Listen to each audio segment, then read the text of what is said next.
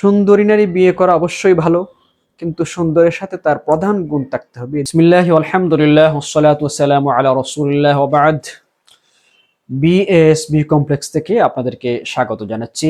আমাদের সমাজে নানামুখী সংকট আছে, এর মধ্যে অন্যতম একটি সংকট হচ্ছে পারিবারিক সংকট। পারিবারিক সংকটের প্রধান কারণ জীবন সঙ্গিনী। পুরুষের ক্ষেত্রে নারী, নারীর ক্ষেত্রে পুরুষ।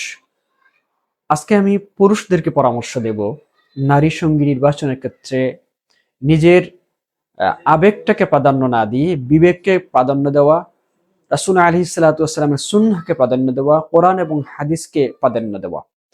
আমাদের যুব সমাজ আমরা দেখছি তাদের মধ্যে বিয়ের ক্ষেত্রে যে প্রবণতা, অধিকাংশ যুবকই এমন নারীকে পছন্দ করেন যে দেখতে সুন্দর, সংসারের চেয়ে যেই নারীর কাছে ঘুরে বেড়ানো, বিলাসী জীবনযাপন, কেনাকাটা, সোশ্যাল মিডিয়া ইউজ, এই জাতীয় প্রবণতা যে সকল মেয়েদের কাছে আছে তাদেরকেই আমাদের যুব সমাজ পছন্দের তালিকায় অগ্রাধিকার হিসাবে রাখছেন। অথচ রাসূল আলাইহিস সালাতু ওয়াস সালাম আমরা দেখছি হাদিসে দুইটা কথা বলছেন। একটা হচ্ছে ফাজফার বিজাতি দিন, দিনকে প্রাধান্য দেওয়া। দ্বিতীয়ত হচ্ছে রাসূল আলাইহিস সালাতু ওয়াস সালাম অন্য এক হাদিসে বলছেন তাজাওয়াজুল ওয়াদুদ আল ওয়ালুদ, যে ওই মেয়েকে বিয়ে করেন যেই মেয়ে স্নেহশীল, প্রেমময়, যেই মহিলা অধিক সন্তান প্রদানে সক্ষম। সুন্দরী নারী বিয়ে করা অবশ্যই ভালো, কিন্তু সুন্দরের সাথে তার প্রধান গুণ থাকতে হবে দিনদারি আছে কিনা, তার মধ্যে সংসার আছে কিনা। রাসূল আলাইহিস সালাতু ওয়াস সালাম এই হাদিস দ্বারা প্রমাণ হয় সন্তান ধারণে সক্ষম, সন্তান দিতে সক্ষম, ভালোবাসাময়, স্নেহশীল মানে মেয়ে হবে, স্ত্রী হবেন সংসারী।